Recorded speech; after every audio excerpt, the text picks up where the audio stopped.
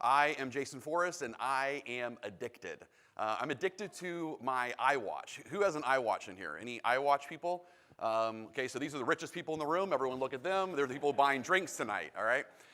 So I'm addicted to my iWatch. Well, why is that? Because it tracks my heart rate. And so right now, for example, if I get too worked up or maybe too stressed, I'm going to have an alert that goes off that says to calm down. It tracks my steps. It tells me when I should work out. It tells me when I should breathe. It tells me all these things. And by the way, it also can tell me time, right? And so I'm addicted to my Apple Watch from a health perspective. But at the same time, we could have negative addictions in our life as well, like fast food. It's interesting because there are these things called the 6 human needs, which we're going to talk a lot about. And the 6 human needs are something that we all are driven to kind of accomplish in our life. The 6 human needs of certainty, you want to feel safe, of variety, you want to have fun and adventure in life, the need of significance, to want to feel important, the need of connection, to be part of a tribe, the need of growth, to feel like you're improving, and of course the need of contribution to make a difference in the world and help other people really make a difference in the world. And one of the things that I am, and Mary is as well, is we are actually certified neurolinguistic programmers. So basically what that means is we have studied the brain and the mind and understand how people get addicted to things. And one of the things that we know when it comes to research is that any vehicle that is attached to 3 or more of the 6 human needs, you create an addiction. So check out my Apple Watch. So I feel safe because in certain things I know exactly what to expect with my watch. I have variety because it shows me when to work out and how to change things up. I get significance because I get the accomplishment of the rings that tell me I'm doing a great job. I get connection with the other people, my few friends in the room that are part of my tribe, that are my peeps when it comes to my Apple Watch that I can connect with. And of course, I have growth because it shows me how much I'm improving. So when 3 or more of the needs are being met, you create an addiction. But just the same, can't we create addictions that are negative as well? So I'm addicted from a positive thing like my Apple Watch and my health and my Spartan races that I do. But you could also be addicted to something like junk food or fast food. You know, think about the Big Mac, right? The Big Mac. You know, you go and you know exactly what to expect with the Big Mac. Or you have the variety of being able to change up your day or maybe your boring routine and leave work and go get those delicious fries. Or all of a sudden you come back to work with what? The Big Mac, and all of a sudden your coworkers give you significance and praise because you feel special that you got something that they didn't get. And so we can become addicted to things that are healthy and also addicted to things that are unhealthy.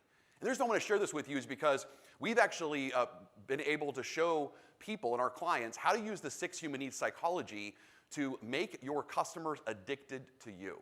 How cool would that be?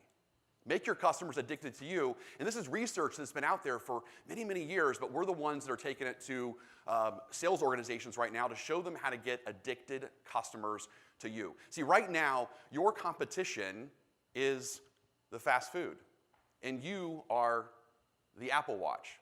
But you got to figure out, well, why are people addicted to fast food, and how can we coach them along the way to be addicted to something like an Apple Watch that gives them health? Well, they need a sales professional like you in order to show them how to release that addiction. And so we're going to show you how to do that in several different ways today. We're going to show you how to do that in the area of marketing, in the area of sales, in the area of customer experience, and in the area of hacking your own life and your own life fulfillment. How does that sound so far? Yes? Sound good? Good. Okay, so raise your hand if you're a parent in the room. Parents? Parents in the room? Awesome. Okay, so parents in the room. To me as a parent, I'm all about trying to find and create these magic moments for my children, and I'm also trying to find ways to give them positive addictions in life, of course, versus negative addictions in life. And so I grew up in North Texas, and I grew up riding horses. Any horseback riders in the room? Somewhat, okay. So my Apple Watch people are also horseback. I like the connection here, this is good. So I grew up riding horses, and so I wanted to give my kids the same positive addiction experience that I had riding horses. And so I went out and I found a wrangler, and immediately the wrangler, of course, sizes you up, those are horseback riders in the room, and says, so Mr. Forrest, tell me your skill level of riding horses. And I said, well, I've ridden horses my entire life. And he says, great, so here's what we're going to do. We're going to give you the 2016 model horse. We're going to give you the young one that's got all kinds of energy. And what about your son, Saunders? What about him? And he's 10 years old, and and says, he's never ridden before, but he's very courageous. He says, great, so we're going to give him the 2012 model horse that's definitely got energy, but not too much energy. And what about your daughter, Mary Jane, who's 8? And well, she's never ridden a horse before either, and she's very timid and a little scared of the whole thing. All right, we're going to give her the 2002 model horse that's barely alive, all right? So now we're riding along on the trail, and we're going along, and it happens to be 4 o'clock. Now, what's the problem with riding horses at 4 o'clock? What's the problem? They want to do what? They want to eat. That's correct. Yep, so they want to eat. And so it was really a bad kind of dad moment for me. I didn't really think about that. It's been a while since I'd ridden horses, and so, of course, the horses keep pulling and wanting to get back to the stable and, of course, wanting to eat. And so I keep saying, control your horse, control your horse, control your horse. And all of a sudden, Saunders' horse just takes off and starts galloping back to the stables. I'm thinking, oh my gosh, this is not a good addiction around horses. This is going to create a negative addiction around horses and create all kinds of panic and fear. And so he says, Mr. Forrest, just stay with your daughter. I've got your son. He takes off, and immediately now the 2002 Mary Jane horse, what do you think what do you think that horse is now doing? Now immediately says, okay, well, that's where I'm going to go, and now takes off. And I'm thinking, okay, what am I going to do now? And so I immediately kick my horse, grab the reins, and get Mary Jane's horse back into submission. And now we are waiting for Saunders. We're all back on the trail ride. We're having a good experience. And Mary Jane, she looks at me and says, Dad, please, please, please, can I just have your horse? And I said, Mary Jane, I don't think you understand. That's not how horses work. I've got the youngest horse. You have the oldest horse. The one thing I need you to know about horseback riding is it's not about the horse, it's all about the rider. It's not about the horse, it's all about the rider. It's all about your energy and your presence. Now, I want to share this with you because I want to break down the 6 human needs psychology on how I was able to hack it to make it a good experience versus a negative experience. And so I gave her certainty by showing her how to do it correctly and by making sure it was a safe environment and protecting my little 8-year-old daughter. I gave her variety because she had, of course, a lot of fun and adventure, not just during that time, but, of course, after the ride.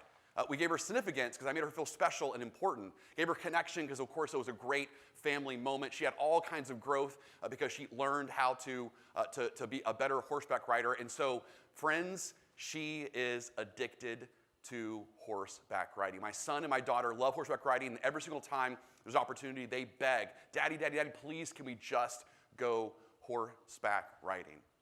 And so I want to show you this psychology. Mary and I are going to walk you through the 6 human needs psychology one by one. We're going to go through each one, and we're going to make sure that you understand this, how powerful these 6 human needs are, and we're going to be able to show you how to use them again in the areas of marketing to get more customers to talk to you, in the areas of sales to get customers to leave your competition and choose you, in the areas of customer experience, and then last in the areas of life improvement, which is what it's all about. Are you guys ready? Yeah. All right. So let's talk about certainty. Perfect. So I'm a girl's girl, and I saw we've got like a cluster of powerful women over here, and I'm going to need your help first. I need a volunteer, and I need him to be a man, and I need him to be in a relationship with somebody. So can you guys just, in like 3 seconds, pick somebody for me, and we're going to volunteer a man that he's now working with us. Oh, look at you. We have a volunteer right here. I'm Mary. What's your name? Rob, come on up here with me. And I'm going to give you this mic, and we're going to have so much fun, especially the rest of us. Thank you, ladies. So are you married, Rob? I am. You are? Okay, and how long have you been married? 16 years. Congratulations, that's Thank awesome. You. And how'd you all meet? We met skiing in Squaw Valley. Like on the slopes or in the... après ski. Wait, at the bar? Yes. Oh, perfect. Okay, I love that. And so tell me a little bit about your wife. Oh man. I'm glad she's not here. We are recording. Yes, we are recording. Oh boy. My wife is wonderful, my best friend, beautiful woman, great mother. Perfect. Thank you so much. Okay, so now, do you have any acting background? No. Okay, that's going to make it even more fun for us. So now, I'm going to need you all's help, and this is going to be something called spotlighting. So I need you taking all the energy from your heart, from your spirit, and you're going to be sending that love up to Rob because he is going to do some acting with us here. And now, yeah, let's get him powered up. Let's get him ready. Now, what Rob's gonna do is I also need you to hold this space for us, okay? So right now, we are back in that bar. Are you there? I'm there. Are you guys there? All right, we're in the bar. We are so close to being at the bar, actually. We are in the bar, and now, Rob, you are a beautiful woman. Are you there? I'm there. Are you guys there? Okay, so you're there. I am a handsome, macho man. I just got off the ski slopes. I'm amazing. I'm gonna approach you, and I just want you to respond to me the way that a beautiful woman sitting at a bar in a fancy ski lodge would. Okay? Are you good? Okay. All right, we're there. Okay. And to get into being a man. Get the hell away. I saw you from over there, and you're really beautiful. And I wondered if this seat was open. I'd like to sit here and buy you things. Okay. What do you like? Do you like beer? Do you like wine? Do you want shots? Most women with me like shots. I don't know. I'll buy you anything. Do you have a lift pass for tomorrow? I can go get you one if you want. Anything that you want, I'll get you. I think I'm good. I can. You've been skiing all day. Would you like a foot massage? Like whatever you want. No. I think I got to get going. I'm so sorry. All right, give Rob a round of applause. Thank you so much. I appreciate that.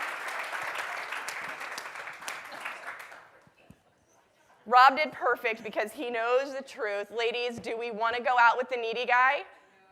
No, because there's no certainty there. Do we sometimes go out with the needy guy? Maybe once. It can happen. But I just want you to remember, if it doesn't work in dating, it doesn't work in sales. So if we're calling up like, hey, remember I left you like 4 messages and I sent you a proposal and I was just wondering if you've had a chance to look at it, if you want to talk again. If it doesn't work in dating, it doesn't work in sales.